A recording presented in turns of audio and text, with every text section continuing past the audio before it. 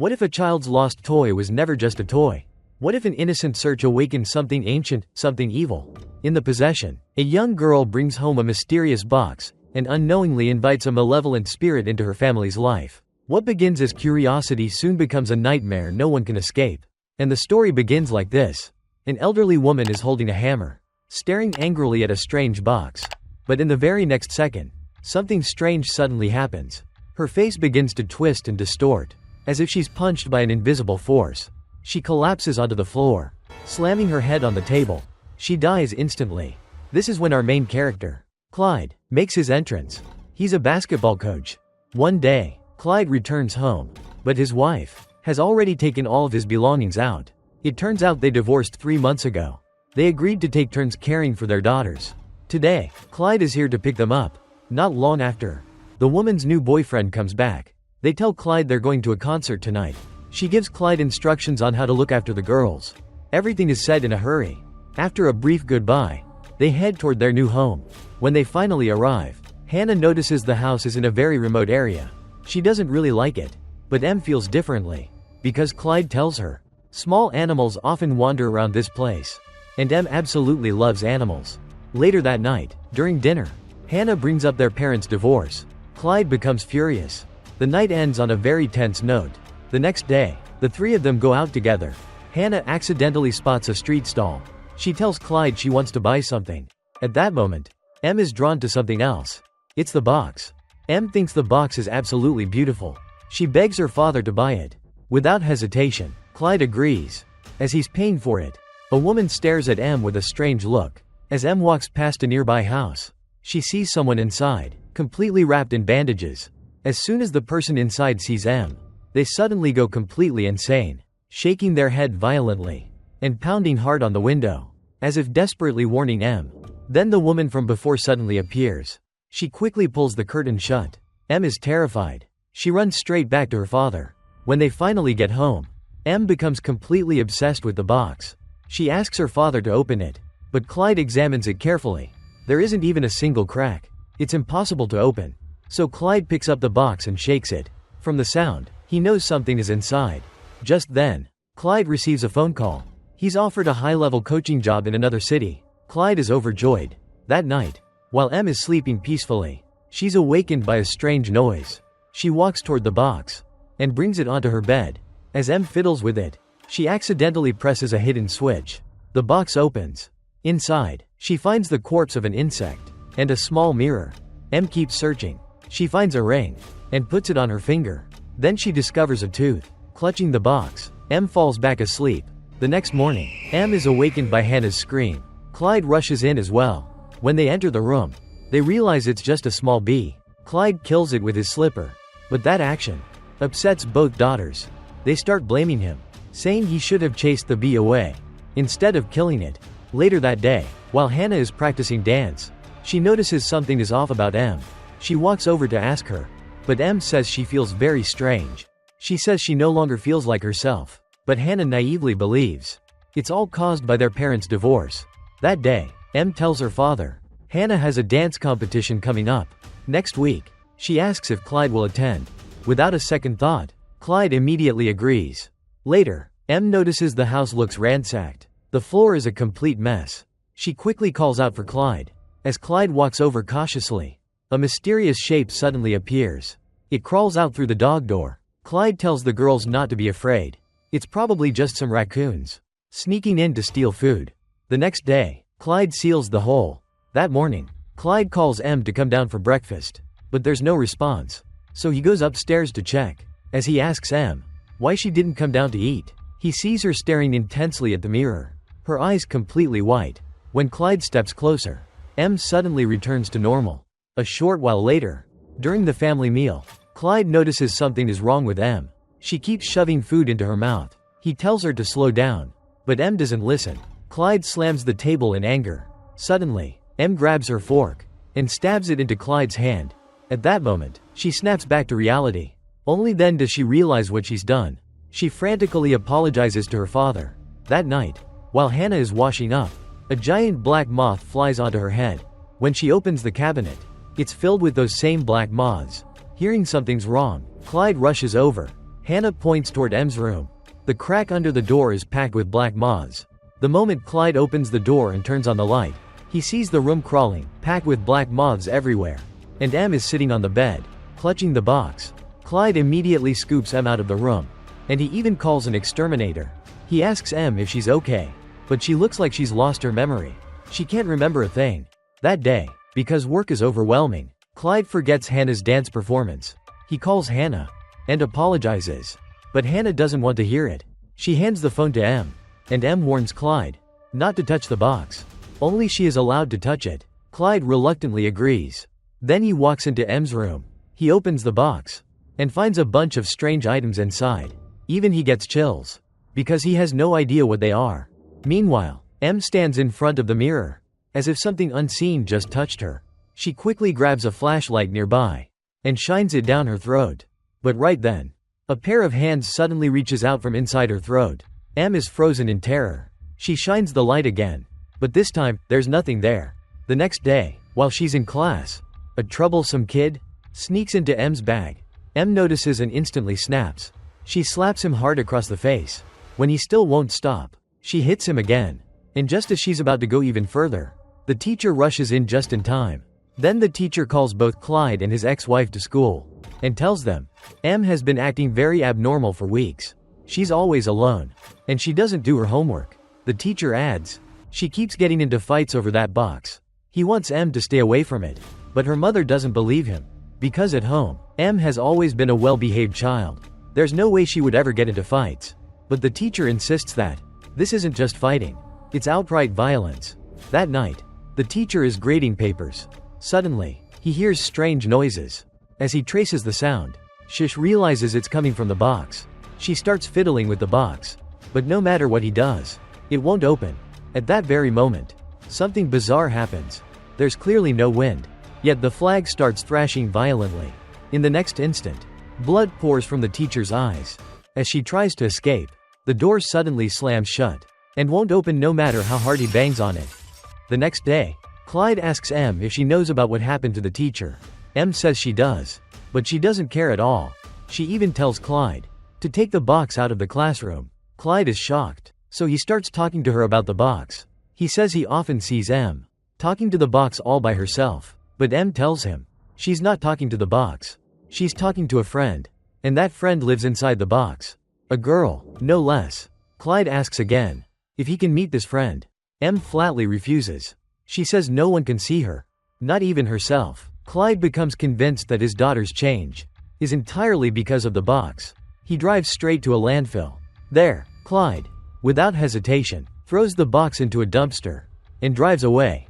That evening, M sits alone on her bed, tears streaming down her face, and she asks Clyde. She asks where her box is. Clyde answers bluntly. He tells her he threw it away. M immediately gets angry. She even threatens to call her mom. But this time, Clyde doesn't give in.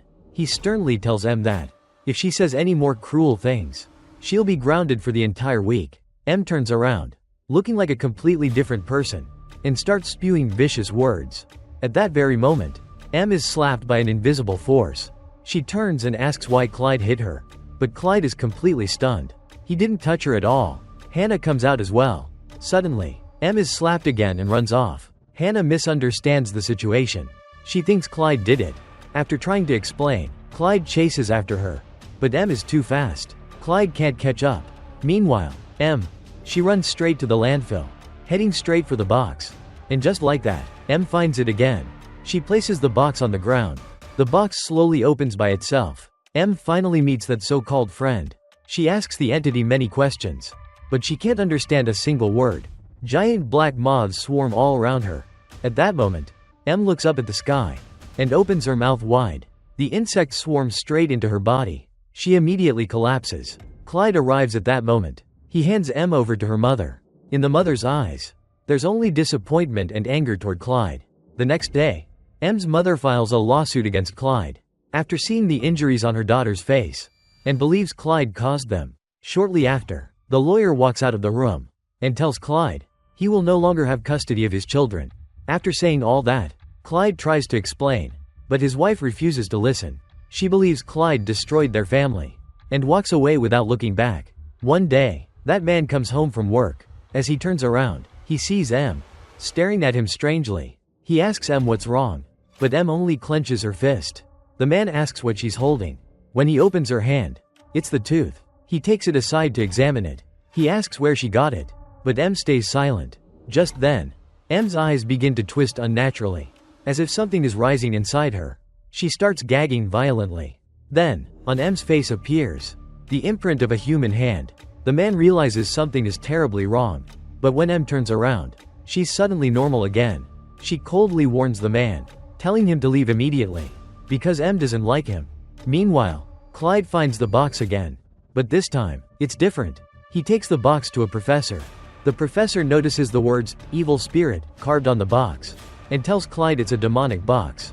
It contains corrupted religious beliefs, which are essentially spirits. And these spirits can be good or evil. But what's inside this box is clearly evil.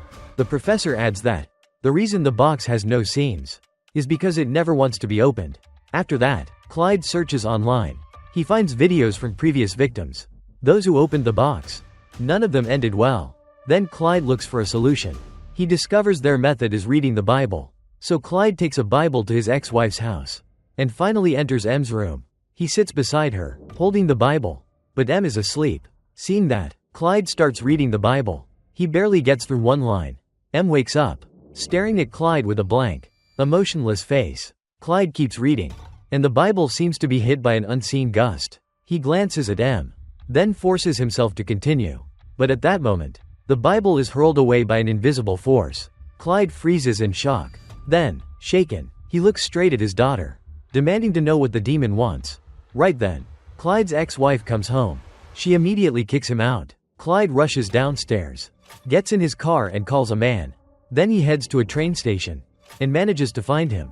From their conversation, he learns the man's name is Zodek. He's a believer, and Clyde comes to him because he wants his daughter free from that box, and he brought the box with him. But Zodek says it's beyond him. He needs to take Clyde to his father. So the two head to a church. Then, Zodek tells his father about the box. His father tells Clyde to take the box out. When Clyde does, people in the church immediately step back. When they hear the box has been opened, they all flee at once. Then the old man tells Clyde, once an evil spirit clings to you, death is inevitable. Worse, it can take over the host's body and hollow them out from the inside. He says there's only one way to save his daughter. They must learn the demon's name and force it to return to the box on its own. But Clyde says he doesn't know its name. He begs them to help, but they refuse because the risk is too great. The old man stands up and says, even in darkness, there is God's will. Hearing that, Clyde picks up his bag and leaves. But before he gets far, Zodek calls him back. Then the two of them head back home together. On the way, Zodek notices something strange about the mirror inside the box. He punches the mirror and shatters it. Behind the mirror, they discover the demon's name. It turns out the demon's name is Abishu, a bald-headed demon.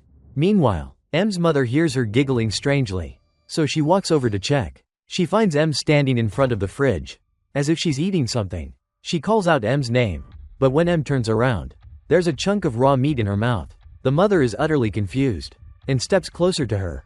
But when M sees her mother approaching, she crawls away in fear.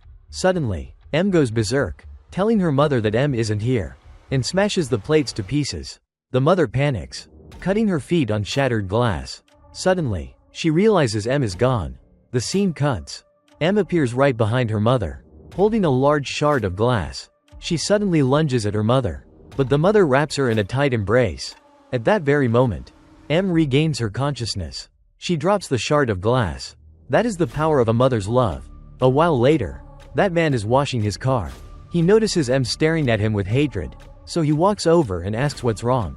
Suddenly, a violent wind blows, so strong he can barely stay on his feet. At that moment, blood gushes from the man's mouth. He touches his teeth. Just a light touch.